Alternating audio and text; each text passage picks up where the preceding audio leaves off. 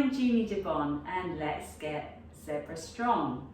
So I've got another simple hack for you on how to improve your instability.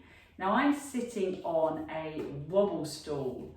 So it's a stool that's got a round base and it's wobbly, so it's unstable. Now, if you haven't got one of these, I appreciate not everyone has a wobble stool in their house.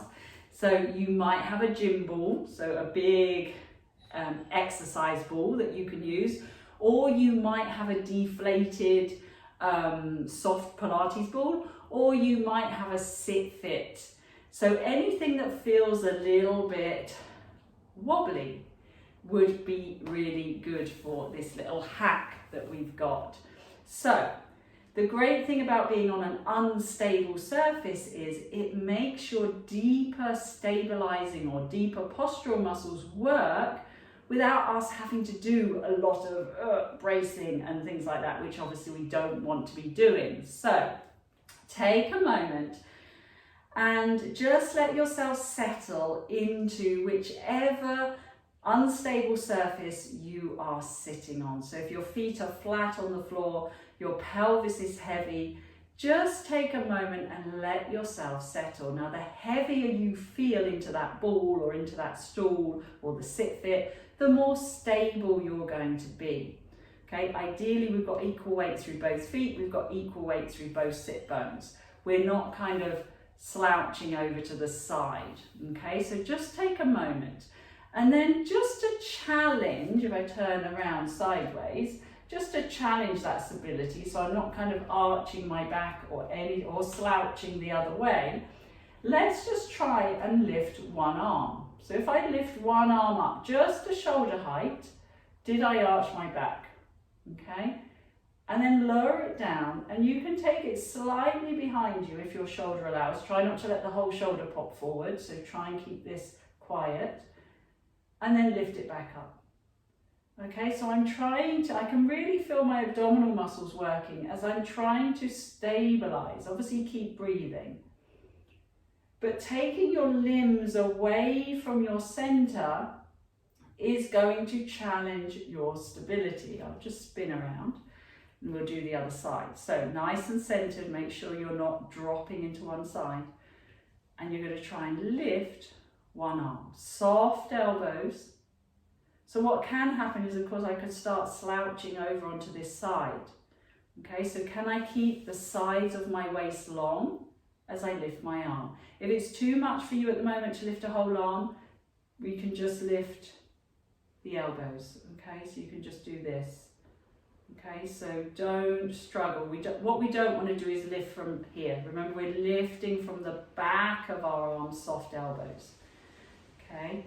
And we can obviously take that arm behind us as well. So are you maintaining that stability as you go up and down? Good. Now just roll those shoulders out. What happens if we go out to the side?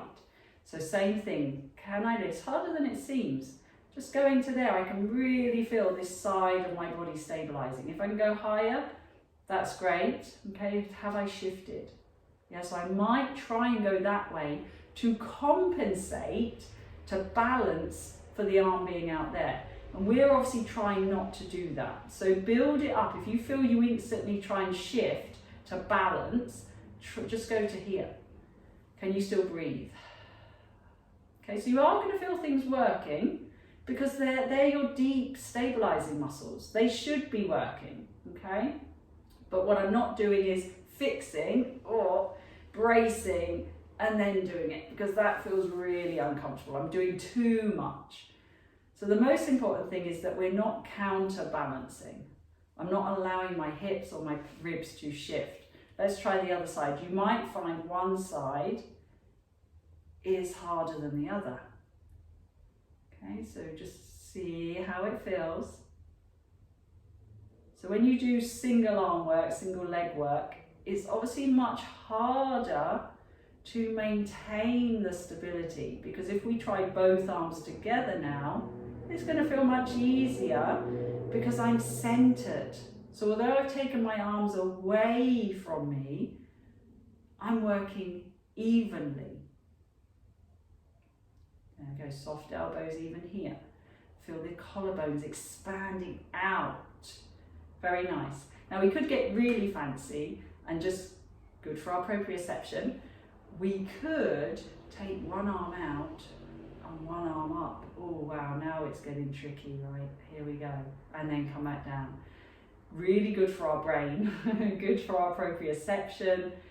Can we do the opposite arm in opposite directions without falling?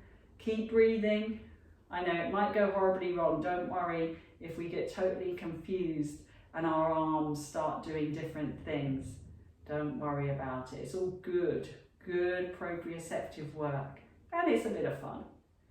Now you can obviously make this harder with hand weights. So if you're at the stage where you're able to lift weights, it's going to make it much harder, but fantastic for that stability. So I hope that gave you some ideas of how to work your deep stabilizing muscles and build on your instability without having to do, really tough work.